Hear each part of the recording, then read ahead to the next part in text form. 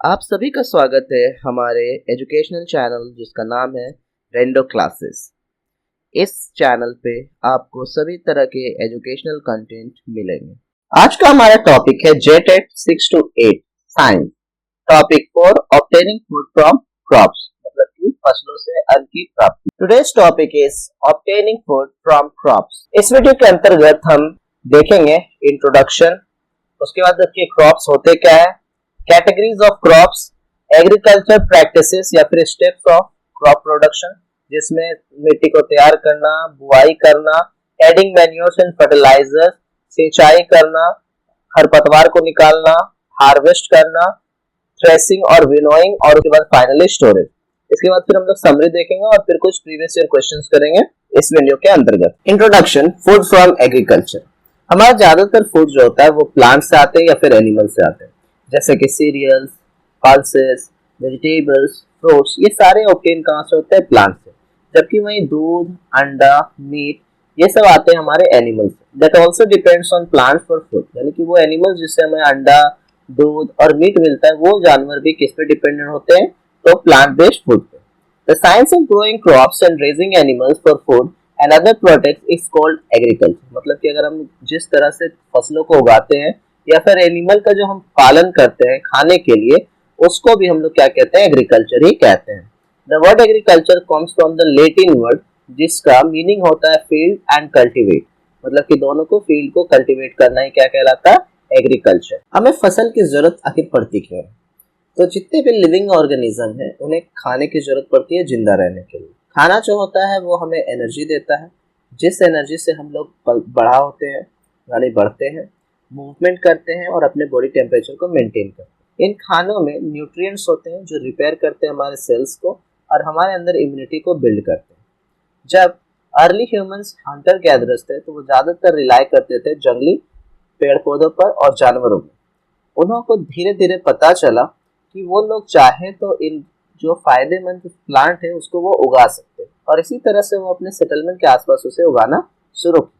लेकिन स्टार्टिंग में वो नोमैडिक हंटिंग के रूप में काम करते थे, तो एक जगह वो लोग रुकते नहीं थे। लेकिन जब इन्हें प्लांट्स के फायदों के बारे में पता चला तब वो लोग सेटल होना शुरू किए, और इसी को हम लोग बोले Neolithic revolution, and it is the foundation of human साइलेजी, ह्यूमन सिविलाइजेशन। अब आता है कि आखिर ये क्रॉप है क्या? What exactly is a crop?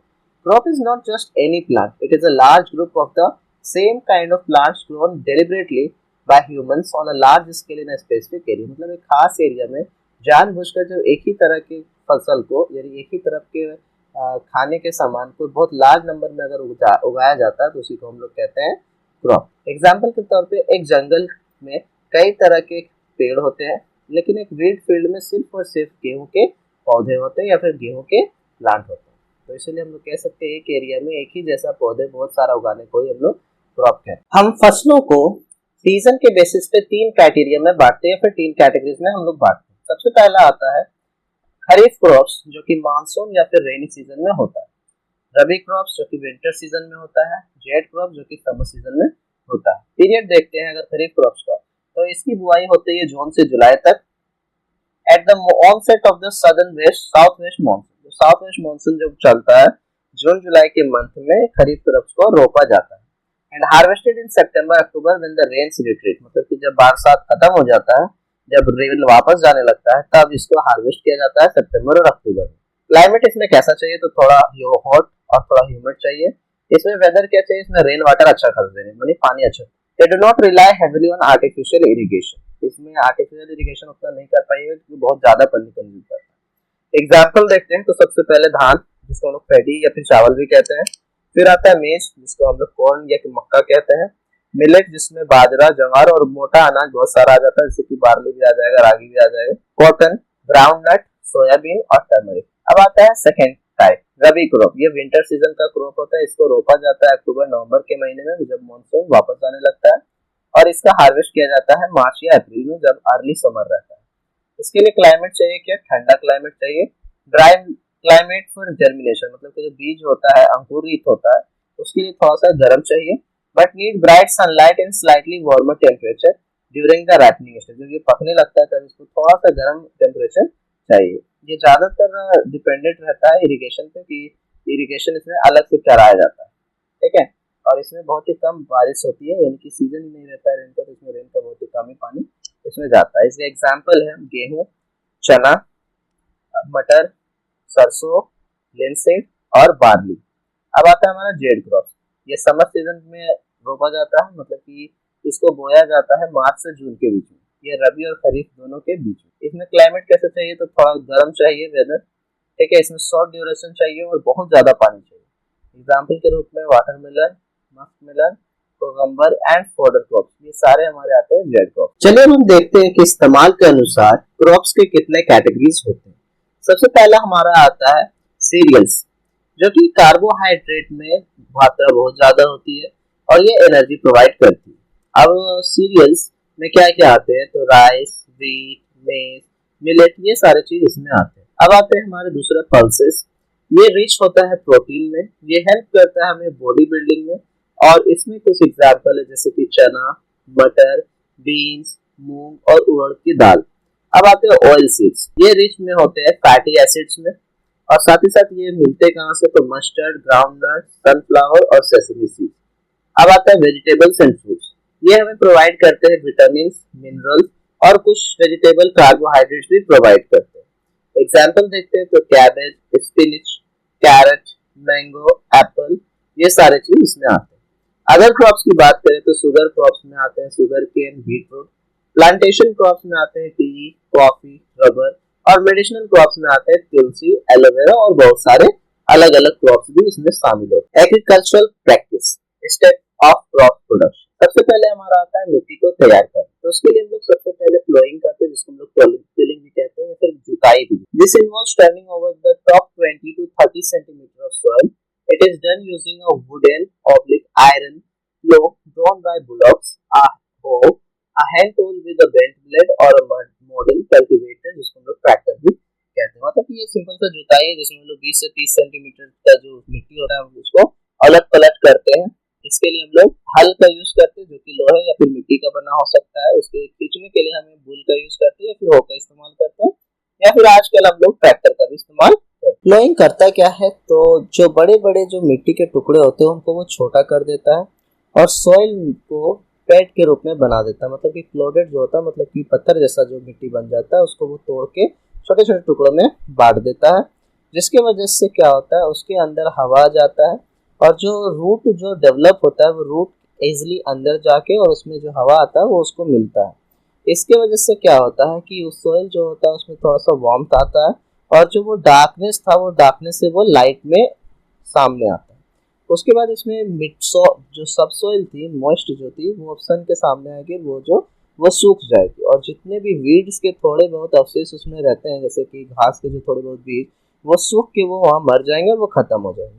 इसीलिए जुताई से क्या होता है कि कुछ न्यूट्रिएंट्स भी जो होते हैं जो लोअर लेवल्स में वो सरफेस पे आ जाते हैं, इसीलिए जुताई जरूरी। अब प्लोइंग के बाद आता है हमारा लेवलिंग। तो लेवलिंग जो होता है उसको करने के लिए हम एक मोटा वुडन प्लैंक लेते हैं और जो ऊपर खाबड़ जो मिट्टी जुताई हुई है उसके ऊपर उसको लगा देते हैं और उसको बुलक से खींचा जाता है। जब बुलक से खींचा जाता है तो जितने भी बड़े लंप है वो सारे सैटर हो जाते हैं और सब छोटे छोटे टुकड़ों में बढ़ जाते हैं, और जो पूरा जो खेत होता है वो फ्लैट बन जाता है, समतल बन जाता है। हम ऐसा इसलिए करते हैं ताकि कहीं भी पानी जमा ना हो जाए, क्योंकि अगर पानी जमा हो गया कहीं पे खेत में तो वो जो बीज होगा उसको वो सड़ा देगा, इसीलिए हम लोग वैसा रखते हैं। साथ ही साथ अगर ज्यादा मिट्टी ऊपर नीचे रहेगा और तेज बारिश आएगी तो बहुत सारा मिट्टी जो है वहां से बह जाएगा, जिससे सॉइल इरोजन होगा। इसीलिए हम लोग उसको फ्लैट बना देते हैं ताकि ये कर सके कि उसको सही से इरिगेशन भी किया जा सके, सही से बीज को प्लांट किया जा सके, और जब तेज बारिश हो तो उसमें सॉइल इरोजन भी नहीं। Selection and sowing of seeds, ये सबसे इम्पोर्टेंट और क्रिटिकल क्वालिटी होता है कंट्रोल करना स्टेप का।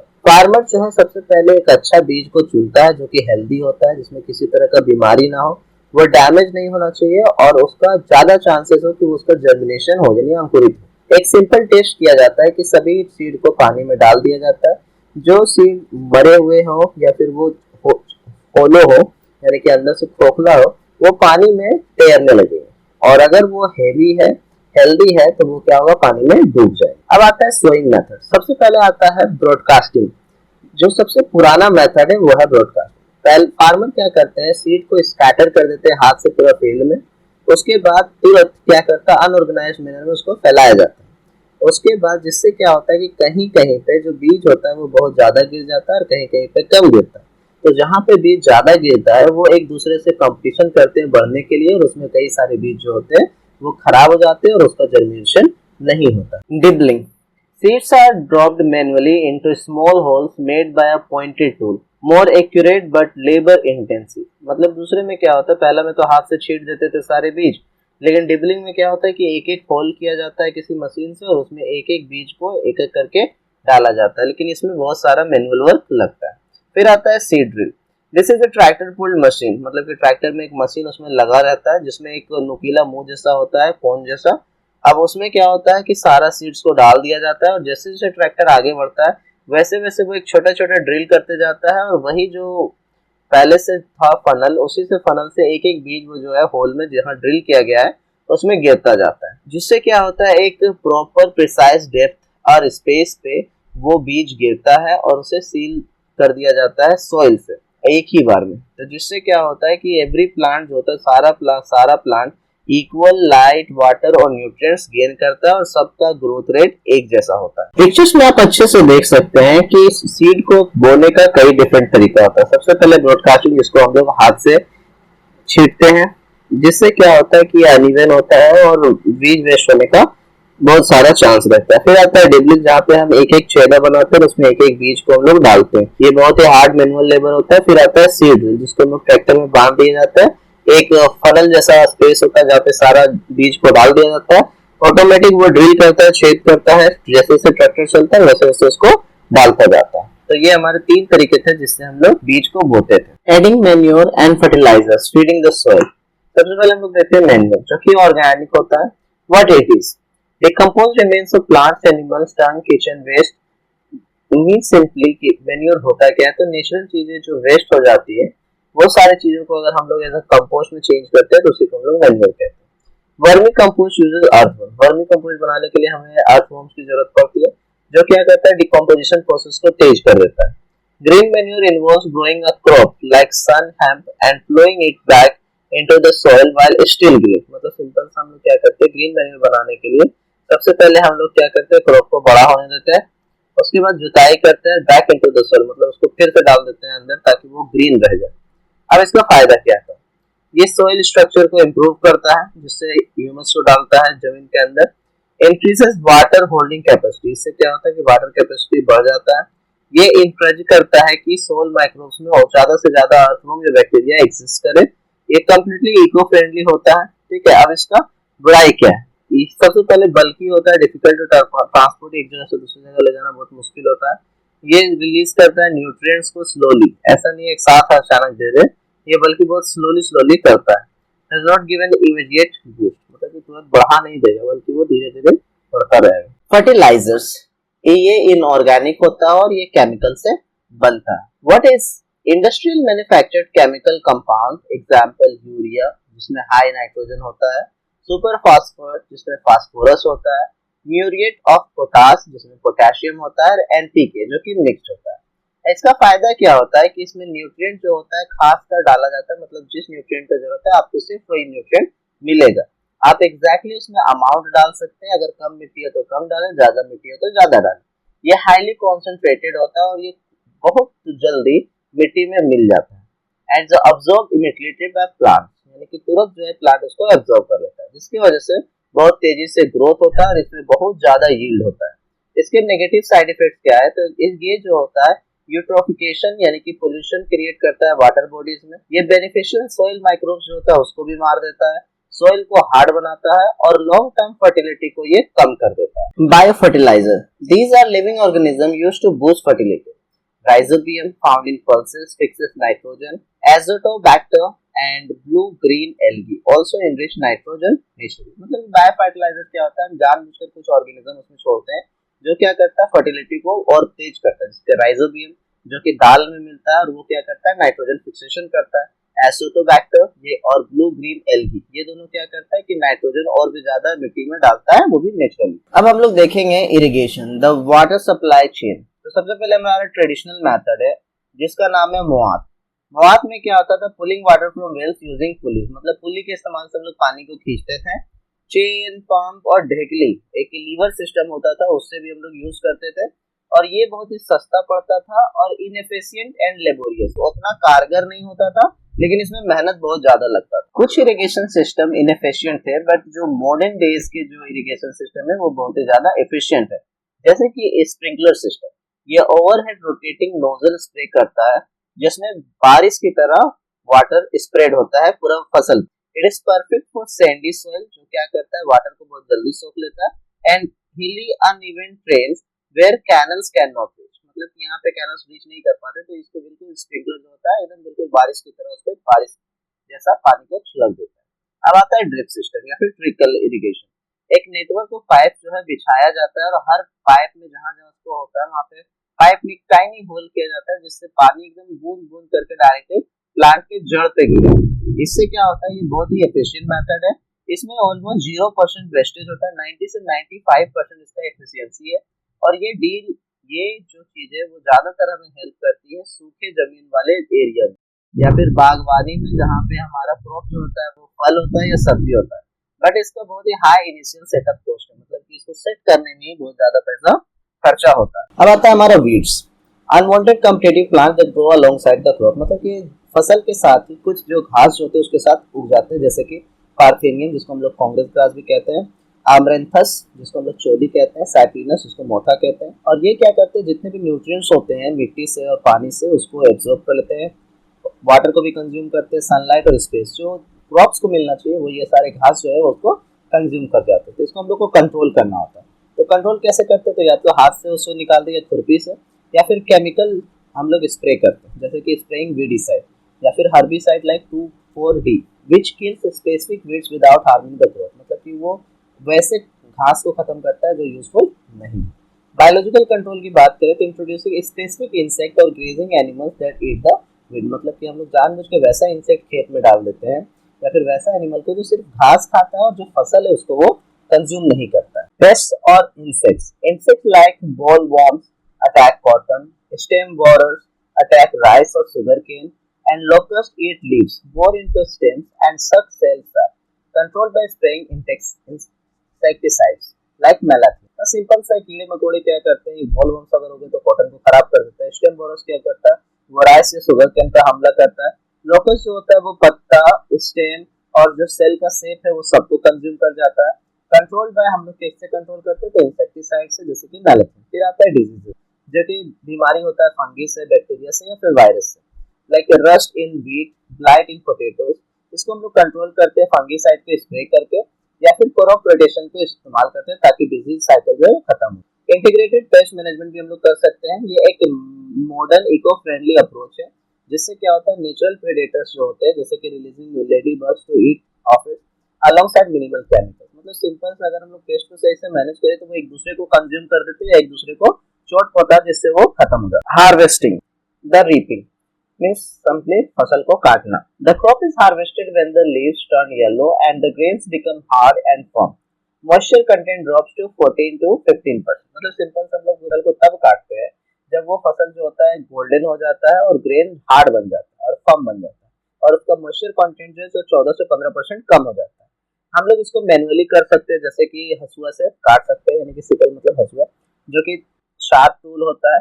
अब आता है mechanical, using a giant machine called a combine harvester which cuts the crop and performs the next step means threshing and simultaneously in large flat fields, मतलब कि खेत में ही वो क्या करता है, ये थ्रेशर उसको काट भी लेता है और उसको बीज को उसके हस्क से या फिर उसको घास से उसको अलग कर देता है। Threshing and winnowing, the separation, मतलब कि धान की कटाई करने के बाद या फिर कोई भी फसल की कटाई करने के बाद हम लोग उस ग्रेन्स को क्या करते हैं, उसको अलग करते हैं उसके घास से, मतलब स्टॉक के साफ से, और उसके बाद उसको अलग करने के बाद फिर उसके दानों को जो होता है उसके हस्क से अलग करते हैं। तो सबसे पहले हम लोग थ्रेशिंग को देखें। The process of separating the edible grain seeds from the stock, stock मतलब घास। In traditional forms this is done by bullocks walking over the crop, मतलब कि जो फसल होता है उसको जमीन पे रख देते हैं, उसके ऊपर हम लोग मवेशियों को चलाते हैं, चाहे वो भैंस भी हो सकता है, बैल भी हो सकता है या फिर गाय भी हो सकता है। और bye beating the dried stock on a hard floor, जैसे कि हम लोग उसको पत्थर पे पीट सकते हैं या हार्ड सरफेस में भी पीट के उसको अलग कर सकते हैं।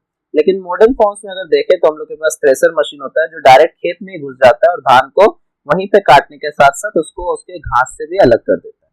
अब आता है winnowing, this separates the heavy seed from the light इनएडिबल husk और साफ, मतलब कि जो धान जब उसको हम लोग थ्रेसिंग से अलग कर लेते हैं तो उसमें क्या बचता है, उसके ऊपर का लेयर या उसके ऊपर का कवर। तो जो सीड होता है कुछ जो भारी होते हैं और कुछ हल्के होते हैं। तो जो भारी होता है वो हवा से नहीं उड़ता है और जो हल्का होता है वो हवा से उड़ जाता है। तो इसी को हम लोग क्या कहते हैं, winnowing. The wind blows the light craft to the side and the heavy grains fall straight down. In modern settling, winnowing fans blow artificial air. Storage, preserving the harvest. If grains are stored with moisture or in open air, they are attacked by pests, weevils, beetles, fungi, which produce poisonous aflatoxins and rots. मतलब simple सा है कि अगर open में आप अगर उसको store करके रखेंगे तो उसपे कीड़े मकोड़े अटैक करेंगे, जैसे कि फंगी, वीविल्स, बीटल, और इसकी वजह से क्या होता है, उसमें कुछ पॉइजनस एफ्लोटॉक्सिन भी छोड़ देते हैं जिसकी वजह से वो पूरा का पूरा सड़ जाता है। तो इसको हमें अच्छे से कैसे स्टोर कर सकते हैं? Drying, before storage grains are dried in the hot sun for 2 to 3 days to reduce moisture to below 10% so microbes cannot grow। मतलब अगर हम लोग सुखा दें ग्रेन्स को और उसका जो टेम्परेचर मॉइस्चर जो है 10% के कम कर दें तो फिर हमारा क्या होगा, उसमें कोई भी माइक्रोब्स पनप नहीं पाएगा और वो बच जाएगा। तो इसलिए हमें 2 से 3 दिन तक इसको सुखाना पड़ता है। Storage structure on farm, bins, metal drums and earthen pots, मतलब ये सारे स्ट्रक्चर में हम लोग रख सकते हैं, जैसे बीन्स, मेटल ड्रम्स या फिर घेला वगैरह में भी रख सकते हैं। Large scale commercial storage, farmers sell to the government which stores grain in huge sealed concrete structures called silos और ह्यूज वेयरहाउसेस कॉल्ड ग्रैनरीज, मतलब कि बहुत बड़ा बड़ा कंक्रीट का स्ट्रक्चर बना रहता है जो गवर्नमेंट के पास होता है। तो अगर चाहे फार्मर तो स्टोरेज के लिए गवर्नमेंट को दे सकता है, तो वो बड़े बड़े सिलोस में रख सकता है। सिलोस जो एक स्ट्रक्चर होता है कंक्रीट का जिसे सील कर दिया जाता है, या फिर वेयर हाउस होता है जहाँ पे टेम्परेचर कंट्रोल करने का पूरा मशीनरी होता है और वहाँ पेस्टिसाइड, इंसेक्टिसाइड जो भी वहाँ पे डालने के लिए प्रिवेंशन है वो सारा वहाँ पे डाला जा सकता है, जैसे कि उसे हमें ग्रीनरीज कहते हैं। अब प्रिवेंटिव मेजर बोले तो हमें फ्यूमिगेशन करते हैं using poisonous gases like ethylene, dibromide to kill insects and using natural repellent like neem leaves mixed with the grains। मतलब हम लोग इसके अलावा और प्रिवेंटिव मेथड क्या यूज कर सकते हैं, तो हम लोग पॉइजनस गैस रिलीज कर सकते हैं जैसे कि एथिलाइन, डाइब्रोमाइड, या फिर हम लोग इंसेक्ट को मारने के लिए नेचुरल रिपेलेंट का भी यूज करते हैं जैसे कि नीम का पत्ता। Advance concept for extra detail, अगर हम लोग कुछ एक्स्ट्रा एडवांस डिटेल देखने तो सबसे पहला आता है crop rotation. Instead of growing the same crop on a field every year, farmers alternate, मतलब कि हम लोग पूरा साल भर एक ही क्रॉप को ना उगाकर अलग अलग क्रॉप्स को हम लोग यूज करें। जैसे कि अगर हम लोग पैडी का यानी कि वीट को अगर हम लोग यूज करें तो नेक्स्ट टाइम सोयाबीन, सोयाबीन के बाद फिर हम लोग उसको रेस्ट में डाल दें। उसके बाद फिर हम लोग क्या करें, ग्रोइंग लेगुमिनस जैसे कि दाल को यूज करें। Between replaces the soil with nitrogen, जिससे क्या होता है कि गैप में अगर हम लोग वो डालते हैं पल्सेस को तो ये क्या करता है, नाइट्रोजन फिक्सेशन कर देता है। So you don't need to add chemical nitrogen fertilizer for the next wheat crop. आगे आता है हमारा second, food from animals, interconnection, मतलब कि we don't just get food directly from crops, we get milk from the dairy animals who eat crops like hay and silage, eggs and meat from poultry who eat grains like maize, and honey from bees who collect nectar from crop flowers. This is called animal husbandry, मतलब कि हम लोग इसमें animal husbandry को भी add कर सकते हैं। फिर आता है sustainable agriculture.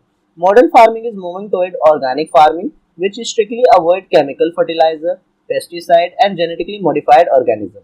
It relies entirely on the manure, green manure, biological pest control and crop rotation to maintain ecological balance. Summary, agriculture the science, art and business of cultivating soil, मतलब कि ये एक आर्ट भी है, science भी है और ये एक बिजनेस भी है जिससे हम लोग सॉइल को कल्टीवेट करते हैं, वहाँ पे फसल उगाते हैं और फसल के उगाने के साथ साथ हम लोग कभी कभी लाइव स्टॉक को भी बड़ा करते हैं। जो लाइव स्टॉक को बड़ा करने के लिए ये जो क्रॉप्स है उसको खाने के रूप में भी हम लोग यूज करते हैं। फिर आता है हमारा crop, a large group of same kind of plants grown on a large scale in a specific area. दो तरह के मेन क्रॉप होते हैं, दो मेन तरह के सीजनल क्रॉप है, खरीफ और रबी। खरीफ जो होता है वो मॉनसून में होता है, इसको जून और जुलाई में रोपा जाता है, सितंबर अक्टूबर में इसको हार्वेस्ट किया जाता है। इसमें धान, इसमें मक्का, इसमें कॉटन और ग्राउंडनट भी आते हैं। रबी या फिर विंटर क्रॉप ये अक्टूबर नवंबर में रोपा जाता है, हार्वेस्ट इसको मार्च या अप्रैल में किया जाता है। इसमें तुम्हारा गेहूं, चना, मटर और मस्टर्ड भी आते हैं। जैसे कि zaid crops are summer crops like watermelon and cucumber. Types of crops by usages, जैसे कि न्यूट्रिएंट ग्रुप्स के कैटेगरी देखते हैं। सीरियल में कार्बोहाइड्रेट न्यूट्रिएंट होता है जो एनर्जी देता है, एग्जांपल है चावल, गेहूं, मक्का और मिलेट्स। फिर आते हैं पल्सेस, दाल जिसमें प्रोटीन होता है, ये बॉडी बिल्डिंग करता है। इसमें आते हैं चना, मटर, मूंग दाल, उड़द दाल और अरहर दाल। फिर आता है ऑयल सीड, इसमें आता है फैट्स या फिर एनर्जी रिजर्व के रूप में काम करता है। ये इसमें क्या आते हैं तो मस्टर्ड, ग्राउंडनट, सनफ्लावर और सेसमी। फिर आते हैं वेजिटेबल एंड फ्रूट्स, इसमें होता है विटामिन एंड मिनरल्स जो हमें प्रोटेक्ट करता है और इम्यूनिटी को स्ट्रांग बनाता है। इसमें आता है स्पिनच, कैरेट, मैंगो और एप्पल भी। अब शुगर और प्लांटेशन क्रॉप, शुगर या फिर कमर्शियल क्रॉप में जैसे कि टी हो गया, कॉफी हो गया, ये सारी चीज आते हैं। चलिए हम देखते हैं 8 स्टेप्स ऑफ एग्रीकल्चरल प्रैक्टिस, वो भी ऑर्डर में। सबसे पहले हमारा आता है प्रिपरेशन ऑफ सॉइल, इसमें आता है प्लोइंग, टिलिंग, जिससे हम लोग मिट्टी को ढीला करते हैं। उसके बाद जब इसमें बुआई होती है तो बीजों की जड़ इसके अंदर अच्छे से नीचे चले जाते हैं। इसके अलावा मिट्टी में हवा जाती है और मिट्टी जो है पानी को देर तक उसको सोख करके रख सकती है। इसमें किस तरह के टूल्स इस्तेमाल करते हैं तो प्लो, हो, कल्टीवेटर, लेवलिंग। फिर आता है फ्लैटन सॉइल, मतलब कि हम मिट्टी को प्लेन करते हैं, छोटे छोटे बड़े बड़े जो मिट्टी के टुकड़े होते हैं उसको छोटे छोटे बनाते हैं। उसके बाद ये क्या करता है कि ये मिट्टी सॉइल इरोजन से बचाती है और साथ ही साथ इरिगेशन में पानी जो होता है इक्वल डिस्ट्रीब्यूशन होता है। अब दूसरा स्टेप इसमें होता है सोइंग, मतलब कि हम लोग क्या करते हैं, एक अच्छी क्वालिटी का जो हेल्दी सीड होती है उसे हम दो तरीके से करते हैं। या तो हम लोग ब्रॉडकास्टिंग से हाथों से छींटते हैं सभी सीड को जमीन पे, या फिर हम लोग सीड ड्रिल का यूज करते हैं जिसमें एक मशीन होती है जो इक्वल यानी कि बराबर गड्ढे करती है और उसमें बीज को एक एक करके डालती है। अब आता है हमारा step 8, protection from weeds. Weeds are unwanted plants strengthening that steal nutrients, remove manually, खुद से हम लोग निकाल सकते हैं या हाथ से भी निकाल सकते हैं, या फिर इस पे हम लोग वीडीसाइड को भी स्प्रे कर सकते हैं।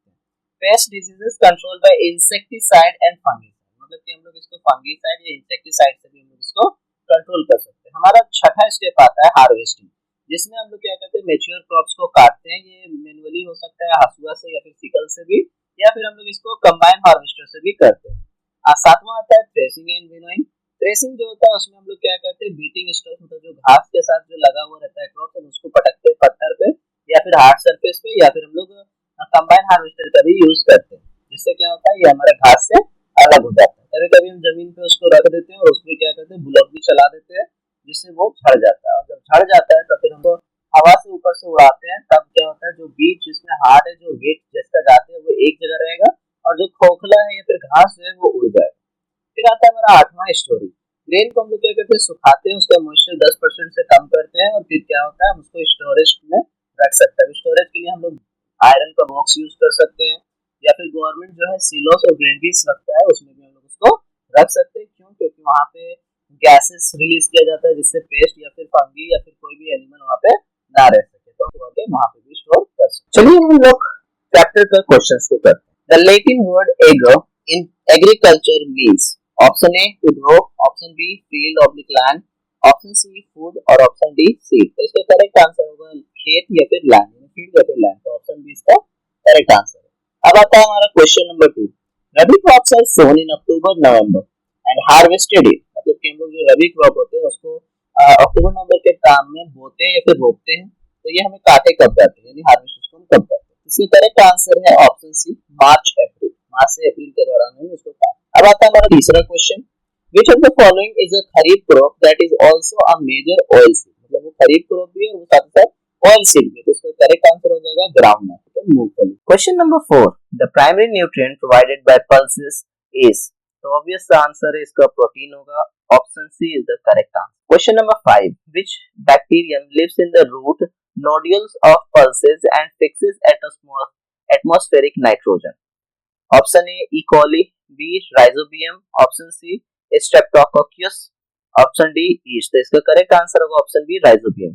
अब आता है question number 6, the process of turning over the soil to bring nutrients to the surface is called, option A sowing, B levelling, option C tilling and ploughing और ऑप्शन डी वीडिंग। तो इसका correct answer होगा tilling और या ploughing या फिर खेत को जोतना। Question number 7, why is soil levelled after ploughing, option A to increase the number of weeds, option B ताकि हम लोग सॉइल इरोजन को कम कर सके और वाटर को इवनली डिस्ट्रीब्यूट कर सके, या फिर हम लोग ऑप्शन सी हम लोग मिट्टी को हार्ड बना सके जड़ों के लिए, ऑप्शन डी हम लोग फर्टिलाइजर्स को ज्यादा गहराई तक मिट्टी में डाल सकते। तो इसका करेक्ट ऑप्शन हो जाएगा ऑप्शन बी, हम लोग चाहते हैं कि सॉइल इरोजन कम हो और साथ ही साथ पानी जो है पूरा खेत में इवनली डिस्ट्रीब्यूट। अब आता है हमारा question number 8, The modern machine that sows seeds at the correct uniform depth is called, वो मशीन जो सेम डेप्थ में यानी सेम गहराई में सीड को बोता है यानी कि बीज को डालता है उसको क्या कहते हैं? Option A plough, option B leveller, option C seed drill, option D combine. तो इसका करेक्ट आंसर होगा option C seed drill.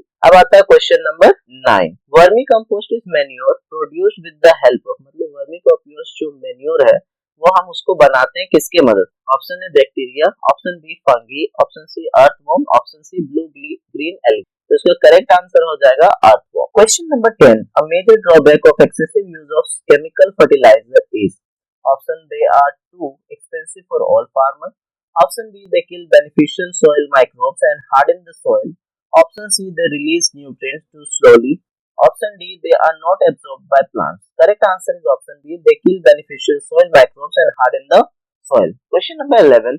The sprinkler irrigation system is most suitable for, option A flat paddy fields, option B uneven terrain and sandy soil, option C water scarce high value fruit orchards, option D deep clay soils. तो किसका correct answer है? Option B uneven terrain and sandy soil. अब आता है question number 12. Which irrigation method delivers water directly to the root zone with nearly zero wastage? तो इसका correct answer है drip system, option D. Question number 13। Unwanted plants like parthenium that compete with crops are called, option A pest, option B weeds, option C fungi, option D parasites. Correct answer is option B weeds. Question number 14। Spraying 2,4-D on a field is specifically done to control, मतलब 2,4-D जो spray करते हैं वो हम लोग किस लिए करते हैं? Option A to control insect, option B fungi, option C weeds and option D rodents। तो इसका करेक्ट आंसर हो जाएगा ऑप्शन सी weeds। अब आता है question number 15। The process of beating the dried crops stalks to separate the grain seed is called, option A harvesting, option B winnowing, option C threshing, option D broadcasting। तो इसका correct answer है option C threshing। Question number 16। In traditional winnowing grains are separated from the chaff using, option A water, option B wind or air, option C a heavy stone और option D chemical solvents। तो इसका correct answer option B wind या फिर air. 17 question number. Before storing harvested grains they are dried under sunlight too, option A increase their weight, option B remove the husk, option C reduce moisture to prevent fungal growth and option D kill the weight। तो correct answer होगा option सी, हम लोग इसमें moisture को कम करते हैं ताकि fungal growth वहां पे बंद हो जाए। अब आता है option question number 8। Large scale storage of grains in sea concrete structure to prevent pest attack is done, silos, barns, greenhouses। The correct answer हो जाएगा option A silos। Question number 19। growing a pulse crop like gram after a cereal crop like wheat to restore soil nitrogen is called, option A intercropping, option B crop rotation, option C mixed cropping and option D transplantation। इसका correct answer होगा option B crop rotation।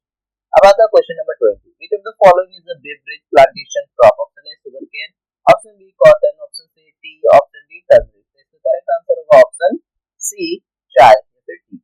21। which part of the sugarcane plant is used for extracting sugar, मतलब sugarcane का कौन सा हिस्सा हम लोग use करते हैं चीनी बनाने के लिए? Option A fruit, option B root, option C stem and option D leaf. तो इसका करेक्ट आंसर होगा option C stem. Question number 22। The branch of agriculture dealing specifically with fruits, vegetables and ornamental plants is, option A sericulture, option B apiculture, option C horticulture and option D pisciculture। The correct answer is option C, the horticulture। Now 23. Question number 23. The practice of leaving a field uncultivated for one or more seasons to allow it to recover fertility is known as, option A fallow field, option B crop rotation, option C green manure, option D cover cropping। तो इसका correct answer होगा fallow field, option A. अब आता है हमारा question number 24। Green manure refers to, green manure हम लोग किसे कहते हैं? Option E chemical fertilizers mixed with water, option B compost made from kitchen waste, option C crop grown specifically to be flowed back into the soil, option D dried animal dung। तो इसका correct option होगा option सी, एक ऐसा फसल जिसको सिर्फ और सिर्फ उगाया ही जाता है ताकि उसको जोत के उसको खेत में मिलाया जा सके और उसको वो ग्रीन मैन्योर के रूप में यूज हो सके। तो यही करेक्ट आंसर है option C. Question number 25। A combine harvester is unique because it can perform which task simultaneously in one go, Option A, plowing and leveling. Option B, sowing and fertilizing. Option C, harvesting and threshing. Option D, irrigating and weeding. तो इसका correct option होगा option C, harvesting and threshing. Thank you for watching this video. If you like the video, please like it and subscribe our channel. If you have any doubt or if you need any other videos on any other topic, you can comment in the box. Thank you.